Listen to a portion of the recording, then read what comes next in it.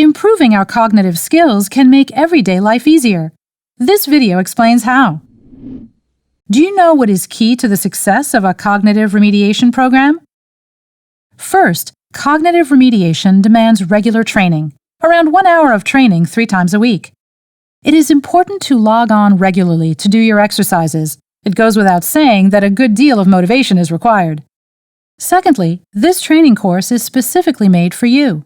Set yourself a personal goal that you will be able to reach thanks to cognitive remediation.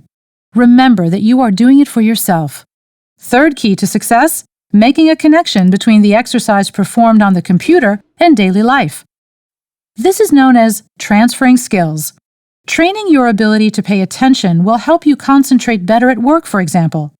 To do this, during the exercise, think about creating cognitive strategies that you can reuse on a daily basis. Training your cognition also involves taking care of your social interactions and lifestyle. Balanced diet, regular physical exercise. To sum up, bear in mind: connection between the exercises and daily life, regular cognitive training, strategies and reachable goals, social interaction, regular physical exercise, balanced diet. This is what will let you enjoy good cognitive health on a daily basis.